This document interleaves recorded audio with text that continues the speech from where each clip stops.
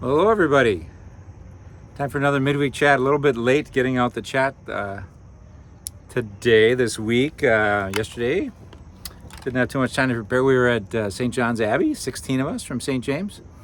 Went up for 2 days of retreat and together time and praying with the monks of St. John's Abbey, learning about the St. John's Bible, seeing their new wood shop. It was a lot of busy things. But I always said, if you want to just sit and pray and not join the group for these tours, that is awesome. So enjoyed a little time at the cemetery. I always like going there and visiting and see which monks that I had known in previous years. I used to stay in the monastery, and then they built a guest house, and they kind of didn't want the visiting clergy to be in the monastery anymore. So, but from those years, like from, I don't know when the guest house was built, but from like 93 until, I don't know, 2005 or something, then I would stay there and have lunch with the monks, and gradually see more and more of them die, and you see their graves and evoke some memories. So Landolins was the guest master back in the early, I always see his stone. He always made the reservations for me. There's a guy named Phil who had a very strange visit with me one day. He was trying to sell kind of himself to me because he knew I was a pastor, and he wanted to come and speak at the parish about how you can still be a good Catholic and disagree with church teachings, which, you know, there is the role of conscience and everything, but I didn't know if that would be the greatest retreat topic for a parish. So there's a couple of memories, but it's good, you know, to go up and slow down. The main thing about going to St. John's for a retreat is just slow down with the prayer. It's the Lord be with you and with your spirit. So the first couple times you might pray with them, you just say, the Lord be with you and with your spirit, like way before everybody else. Then it's a little embarrassing. But you learn to slow down, and it's good. I think that group really enjoyed their time there. So I was glad for that. So I was there for a couple days, and then today was birthday of my mom, 95. Big, pretty round number, right? She was told some years ago that she had a heart murmur that would probably take her life. I think they said 3 to 5 years, and I think that was a good 6 years ago. So maybe she's on borrowed time. Maybe it just wasn't as big a deal as they thought. I don't know. But she's had a real good day. I was talking about something, and I used the word lethargic. I said, yeah, he's kind of lethargic these days. Then like 30 seconds later, she kind of came in the conversation and said, that was a pretty big word you used, lethargic. so she's kind of tracking on conversations. She has some dementia, and so you never know exactly what her capabilities will be. But my brother Glenn was there, my brother Randy was there, and I was there. So all 3 living children were there. Well, that's something. Is that fireworks? You know where I am? So I'm at, a lot of people come here and fish, but maybe because today was such a sloggy, rainy day, I'm the only one here. This is the southwest corner of Half Moon Lake, so Carson Park is right over there. But nice spot. We'll see if people come. It's a kind of a good fishing spot that people have. So Mom, I was thinking about Mom anyway, and I should have thought of this earlier. I could give better answers. But to celebrate Mom's life, I thought, you know, what have I learned from Mom? And obviously, it'd be I should write a book. In fact, I am trying to write a book, but I haven't touched it in about a year and a half.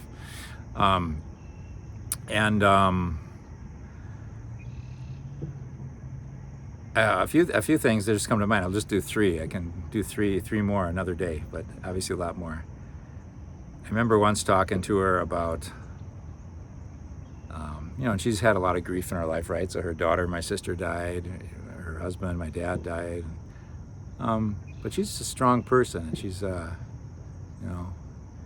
and I was talking about something, and I said, well, it just makes me, I don't want to do it because it just makes me so sad. And her quick response was, well, Tom, you can't avoid the sad. I thought, well, that's true, so that'd be, I think of that often, though I try to avoid the sad mightily. I think I'd be better off if I didn't. I try not to. So anyway, that's something that stuck with me. On a lighter note, I think I learned that it's always okay to stop for ice cream when you're on vacation. She was always good for stopping for treats if anybody wanted to. Very, very self-giving. You want it? Yeah, let's get Tommy an ice cream cone. He's hungry here. Let's take it. She wanted them too. She liked at least when I was younger, she liked coffee flavored ice cream, which I always thought was kind of gross, but I like now. I love coffee shakes. Man, they're good. And probably the most important one, though, that affects spirituality and outlook on life. And again, I don't always live it so well, but don't judge people too harshly. You never know what's going on in their life. She said that so many times. I'd come home and I'd just be angry at somebody, and they'd say, "Well, you don't know what it's like what it's like in his home. You don't know how his parents treat him. You don't know." So that's a big one, and then that dovetailed with this, what I think is really the core of Christianity. Again, not that I live it so well, but to love your enemies, to try to love with God's love, whose rain falls. We had a rainy day today. Rain didn't just fall on the bad people and leave the good people dry. It was the rain, just like the rain falls on everything. God's love falls on everything. And I think we're happy and we're most at peace when we don't categorize people to those we love and those we don't, but just try to be merciful, and assume that they have. What's that nice poem? That just has been confirmed and reinforced throughout life. But she was the first one that told me that. Lucinda Williams wrote a song called "Compassion" based on a poem her father wrote. You do not know. Have compassion on everyone you meet, even if they don't want it. What seems bad manners is always a sign, always a sign. Always a sign of things no ear has heard, always a sign of things no eye has seen. And here's the key line. You do not know what wars are going on down there where the spirit meets the bone. Down where the spirit meets the bone. You don't know what wars are going on with people, and so try to withhold judgment and be kind, right? So those are good lessons to have from a mom, aren't they? Especially the ice cream, no, especially that last one. So happy birthday, Mom. We had a good day. I got some parish news, then some things I heard on a podcast I thought were good. This isn't exactly parish news, but I do want to qualify a little bit. I'm happy with what I wrote for the bulletin column this week, but it was all, I wanted to get a jump on it because I was going to be gone all of Monday and Tuesday, and so I wasn't sure what was happening in the parish. Oh, I came through that Lawrence. So I got to talk to Lawrence, see what this trail is doing. I thought Lawrence taught me a trail from what's it called, Park Ridge Drive, to cut through the woods to get here. And I thought I was on it, but it just got super thick, and my bike was getting caught, and my legs were going through thorny blackberry bushes, and it's just like, am I gonna make it? But I just kept pushing east until I got to the trail, the concrete trail, and I came across a deer that was just like 15 feet from me. He wasn't rattled at all. I'm like, I'm coming out of nowhere, out of this thicket. You think it'd run away, but it was kind of like looking at me like, what are you doing here? This is my house. So fair enough, I guess. So I just kept walking, and my bike's got a bunch of grass in the chain right now, so I'll have to work that out. But I did make it, but I don't know if I turned at the wrong spot or if it's just so overgrown now and isn't used as much. But Lawrence took me on a little tour of this area and showed me that trail. I really liked it. Had a few parish bike rides that took that trail. Not always a popular choice, but so now I don't think I'll include that. But anyway, I was almost, how did I go from Gaza to that? Oh, I didn't talk. So the bulletin, I was gone, so I didn't know what really is happening in the parish to report because I hadn't gotten a staff report. So I wrote about Gaza and the hard things that are going on, and the ongoing starvation and persecution. And the big news was the Catholic Church in Gaza was struck by a tank fire, apparently. 3 people killed. And I just, in last week's chat, I just talked about it. Gaza, the situation in the parish there, because I had read an article, how's Holy Family Parish doing, and then like 6 hours after I did the chat, it got hit by a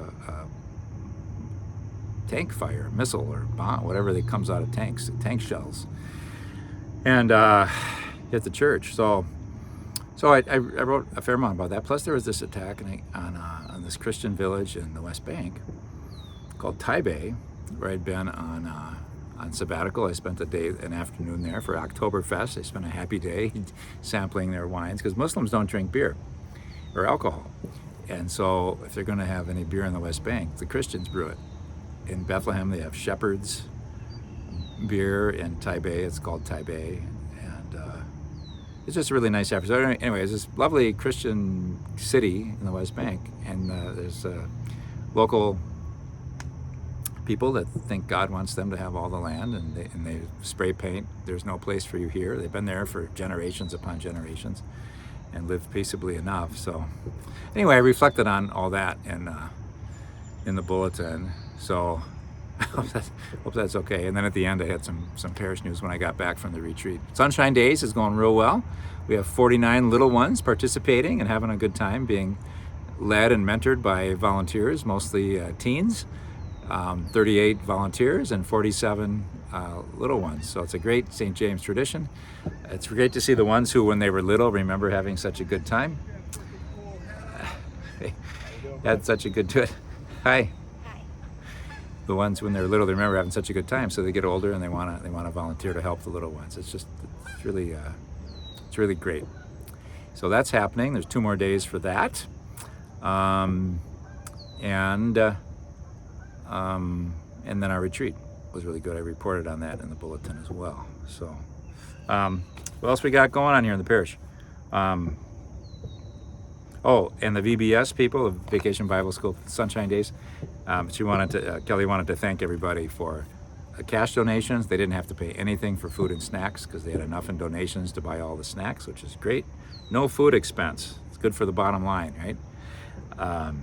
And there were other things donated, like craft materials and things like that. So thank you. It's a lot of work putting that on, but the ones who are putting it on feel really good and they're jazzed. The love of seeing the fruit of their labors, right? So that's good. Summerfest. So August 9th, 10th, 39% of volunteer spots are filled. Is that good? Or is that bad? Should we have 100% of volunteer spots filled? That'd be too much to ask for, but I think Christine and her team, we're hoping for a little more than that at this point, because the volunteer sheets have been out on the bulletin board for weekend masses and available on the website. I just make a push for that. Let's just try to be countercultural. I think culturally, volunteerism is just on the way down. A sense of community and belonging. They say things like bowling leagues and softball leagues are on the way down. People just kind of do their own thing. They're hunkered down with their screens and the internet in their homes, and the sense of really being part of a community and volunteering and seeing that as part of a good, wholesome life maybe is diminishing in our culture. And so this is a chance to claim that as a good thing. And I want to be part of St. James Parish, and I want to be active in it, and I want to chip into our annual festival we call Summer Fest. And so a little push there to get online or to look for that bulletin board at Mass this weekend and sign up for some slots. They always need help, with the big chicken dinner and kids games and ticket sales and silent auction, and there's all kinds of things that can fit your time and your skill set and comfortability, right? Behind the scenes or with people, so give that a thought. Liturgical ministers, Christine also reports that we're getting a little low on liturgical ministers. That's particularly Eucharistic ministers at the 4:30 and the 10. So some people are basically do it every time they come to Mass, which we're so glad they do it, but it'd be nice, not that they don't have to do it, but just that there's a greater, we see more faces, ministering and serving to us. So if that's a call, that's good. We tend to have enough readers. That seems to be something that people step up and do, so that we don't have a big need for readers, though if you feel you have that gift, by all means, put your name in. So Eucharistic ministers for 4:30 and 10, ushers, and some people, I should say, I don't know what people's reluctance would be. Maybe some people just don't like to be scheduled these days, If you're scheduled and then all of a sudden you have to be gone, you put in for a sub-request, and that's okay. People do that all the time, so don't feel like you're handcuffed if you volunteer to be a Eucharistic minister. And some people feel unworthy. And if you are obstinately obstinately really don't like coming to church and you don't feel like you're leading a good life, maybe you shouldn't be a Eucharistic minister, but then you're probably not coming to church either, And everybody's flawed, everybody sins, everybody doesn't lead a perfect life at all. So I don't want to put my foot in my mouth here, but there's some, I guess we do want to see in our Eucharistic ministers that they're trying to live in communion with the church. And I think that's, I don't know what, I was going to say that's like 98% of us doing our best, seeking God's mercy when we fail.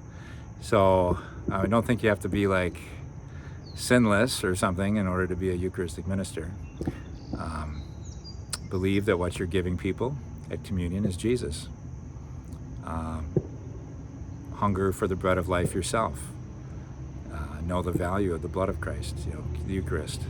So have a love for the Eucharist, know what you're giving, and have a desire to do that. And if you have little blocks that are, I would say, irrational, that you're not worthy, or whatever, then just try to dismiss that.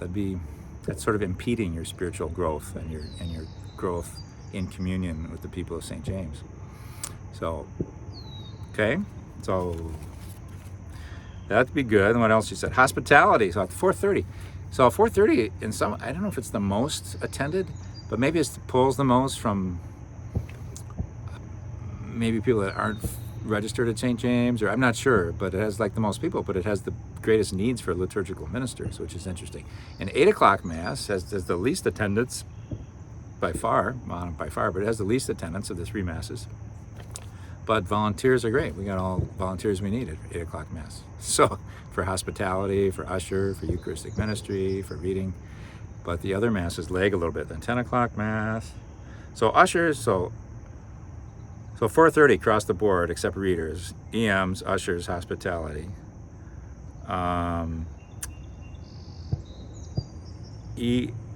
EMs needed at the 10 o'clock. I guess that's it. All right, so anyway, made my spiel. Blood drive, August 4th, that's a Monday. Can you still see? I'm not trying to show off, but just, I don't just tell people to get blood, but I couldn't for a long time because I was in England for more than 3 months on a semester abroad, and they didn't let you donate blood then because mad cow disease fears. But they lifted that, so it's good. And then I started up again, and partly I think what really pushed me is when Mom started to be unable to give blood, because she was always a blood donor, and then I thought, well, I'll take her place. I'll fill in. But then they talked me into giving Power Reds, which I don't want to discourage, because I think Ann gives Power Reds at the office, and they really need it. They really want you to give Power Reds, which is twice the amount of red blood cells that you would give if you just give whole blood. But I did that, and then I tried to go bike. My stamina in bicycling went from here to here, and I thought, oh man, I'm just not. So I backed away from the Power Reds, but I still think giving a pint is good. They actually called me. They said, we really need your blood type, and I'm like, oh. So that pushed me to do it again. Again, I hope that doesn't seem brave. It's just kind of sharing. It's a good thing to do. John McCutcheon, you know him? So he's a national figure in the music world. He's the master of the hammer dulcimer, sings songs with his guitar, good songwriter. He's from Wausau, but just because he's from Wausau, he lives in Georgia now. Well, Mary Kolstad said, can we get, we have this concert, it's going to be a fundraiser, it'll help Habitat for Humanity, we'll sell refreshments, and Northern Spirit Radio, and I thought, I don't know, it was one of the, when sometimes you get an email that's addressed to like 5 people, no one responds, it's too bad, but so she said, I really got to know, so can you let me know? And then we read it, I read it a little more closely, and John McCutcheon is coming to Eau Claire, and they want him to come and play at St. James. And I was like, John McCutcheon? Heck yeah. So it looks like it'll happen. I'm not on the organizing committee, but the staff said, yeah, it's, decent cause. And so that'd be Sunday, October 5th, I believe in the evening, early evening. So mark your calendars. I suppose there's going to be a Packer game Sunday night, but I have no idea. I didn't check. But this would be something well worth your while. You can watch the highlights of the Packer game later, or Vikings. So that's a little heads up. That's a ways out, but I was like, wow. I mean, I would travel far to go see a John McCutcheon concert. I think I'd have to walk 100 feet. That's pretty good. So I talked about, Pizza Bala, just kind of bookend the Parish news with Gaza. Cardinal Pizzaballa, which is a heck of a name, I know, but they thought he was Papabile, maybe he would have been Pope, but he was not. Like we had Pope Leo, which is beautiful. He said, there's just a lovely quote, talking about all the life being threatened in Gaza now and the violence and starvation. And he said this, he said, Christ is not absent from Gaza. He's the Archbishop of Gaza area. I mean, it's Jerusalem, it's all of Israel, Palestine, Jordan, and Cyprus is his like archdiocese. They call it a patriarchate, so he's the patriarch. And he said, Christ is not absent from Gaza. He is there, crucified in the wounded, buried under rubble, and yet present in every act of mercy, every candle in the darkness, every hand extended to the suffering. I just thought that was beautiful and well said. I'll say it again. Christ is not absent from Gaza. He is there, crucified in the wounded, buried under rubble, and yet present in every act of mercy, every candle in the darkness, every hand extended to the suffering.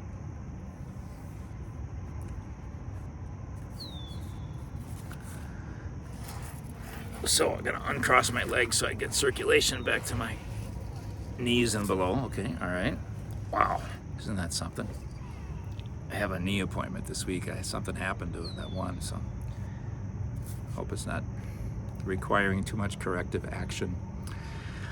I heard a nice podcast where we're at 20, the Archbishop of Trinidad and Tobago, I don't know, in the Caribbean. And his name is Archbishop Gordon. Last name is Gordon.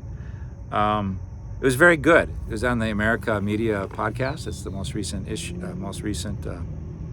episode of the Spiritual Life, they call it.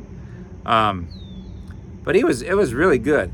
I want to share a little bit about his vocation story.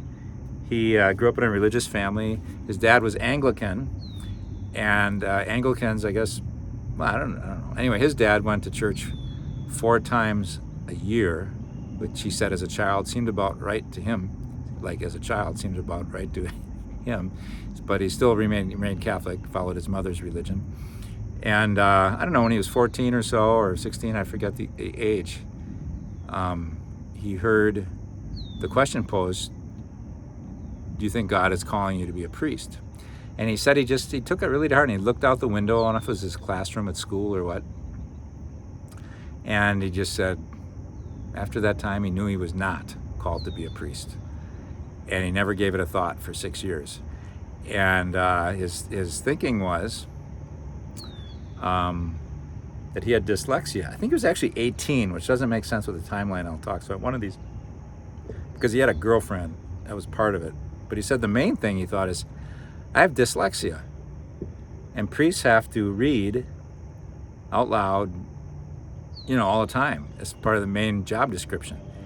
And proclaiming the gospel and, reading. And he said, that would be really cruel of God to call me to be a priest if I have dyslexia. And God is not cruel, God is loving. Therefore, I don't have a vocation to be a priest. Isn't that interesting? And the rest of the podcast, he never really said how he resolved the dyslexia, or if it's still a challenge in his life. I don't know. If he memorizes the gospel before he proclaims it, I don't know. But I thought that was interesting. God could not call me a priest because of my weakness. And you hear again and again in vocation stories that, like St. Paul, I'm never stronger than when I'm weak, when I rely on God. And so maybe that was part of it. And then, anyway, when he was like 24 years old, and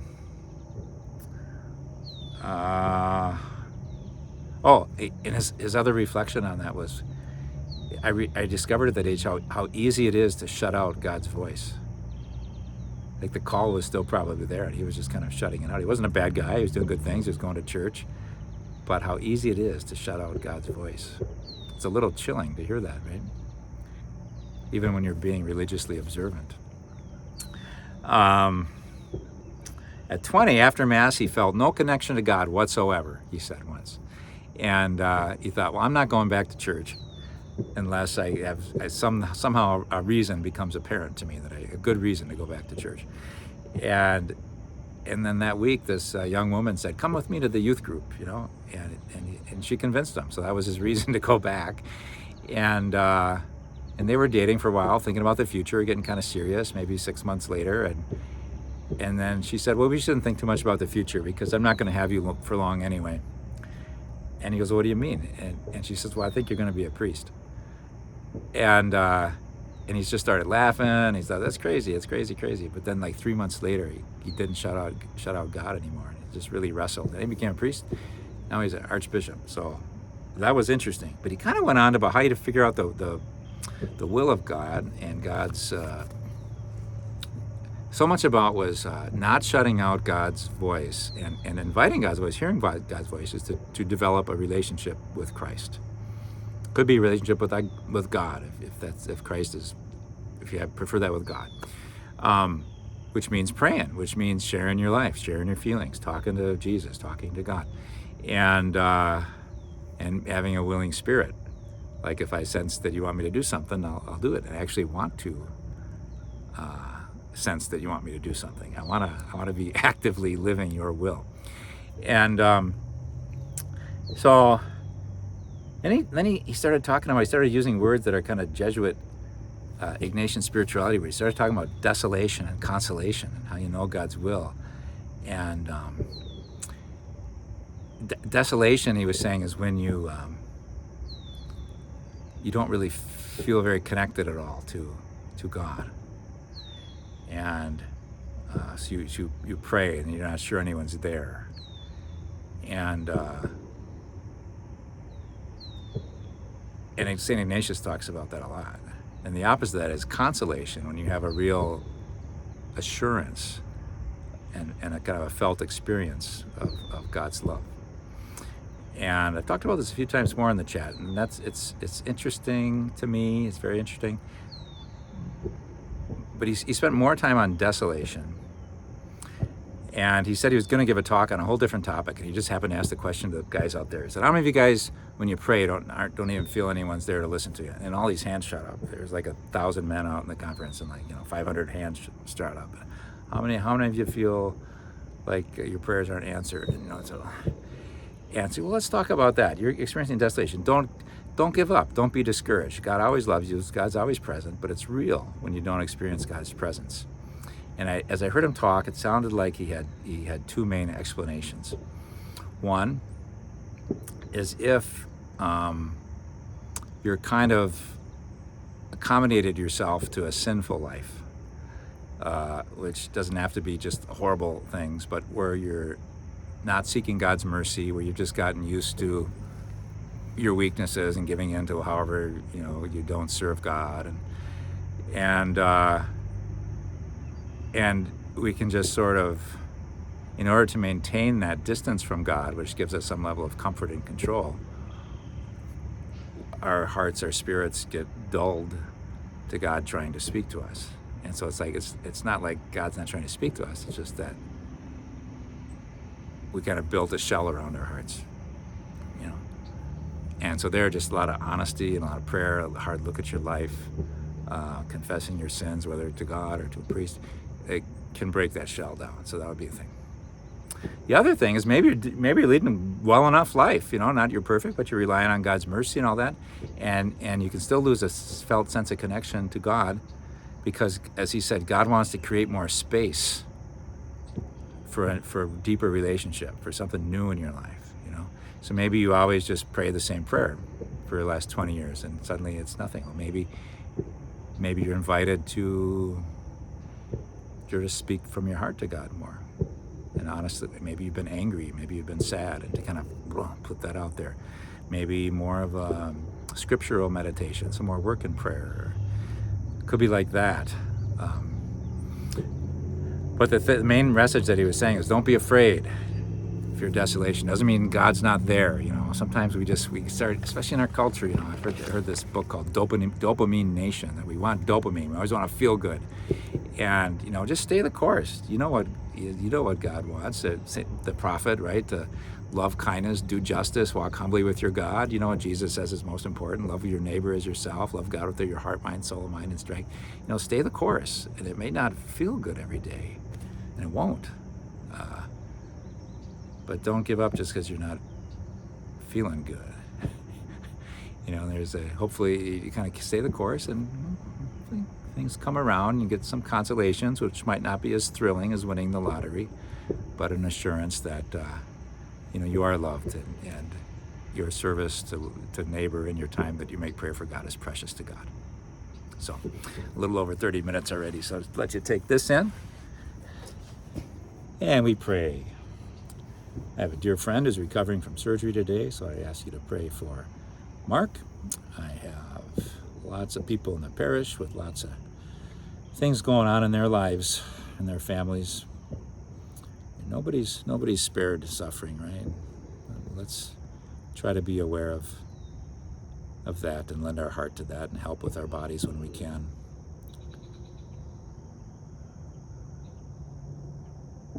Grant us your peace, O God. God bless you, everybody.